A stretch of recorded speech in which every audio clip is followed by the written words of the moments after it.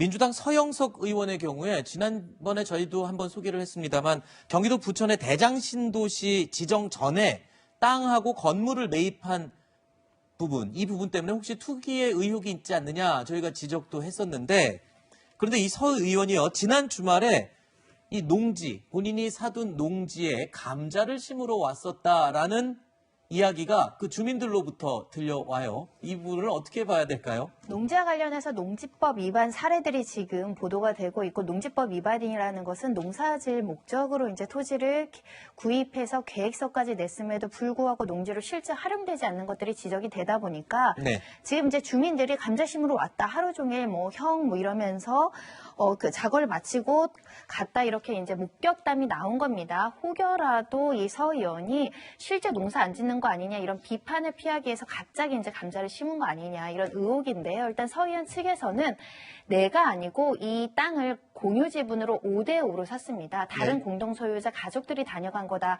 이렇게 해명을 하고 있는 상황이지만, 또 마스크를 쓰니까 주민들도 얼굴 식별이 잘 안 됐을 수 있다, 네. 이렇게 이야기를 하고 있어서 실제 누가 다녀갔는지는 모르지만, 이 문제의 핵심은 뭐냐면 이 서 의원이 그 당시에 경기도 의원을 하고 있었던 시절에 산 것이기 때문에 네. 혹여라도 개발 정보를 알고 샀는지 여부, 이게 네. 핵심적인 부분이고, 혹시 농지법을 위반한 게 아닌지 그 부분도 이제 살펴봐야 될 것 같습니다. 네. 그러니까 얘기를 들어보니까 이 국회의원이나 고위직에 있으면서 정보를 이용했는지 여부에 대한 것도 문제가 되고요. 하지만 또 도의적인 차원에서 국회의원이나 또는 노동운동가 출신으로서 투기 의심이 되는 땅을 사고 판 것도 또 지적을 받을 수 있는 부분이 되고, 또 농지를 사서 혹시 농지로 투기를 하는 게 아니냐라는 의심을 받는 분의 경우에는 또 의심을 받을까봐 또 가서 갑자기 감자를 심은 게 아니라, 모르겠습니다. 본인들은 항상 농사를 지어왔기 때문에 하던 거였는데 그게 일회성으로 목격되다 보니까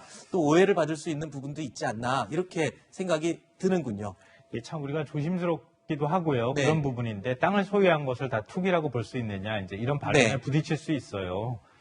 그러니까 공직에 있는 경우에는 가급적 땅을 사가지고 소유하고, 또 공직은 여러 정보를 얻을 수 있기 때문에 네. 가급적 그런 일을 삼가할 수 있도록 하는 방법들을 우리가 찾아야겠다.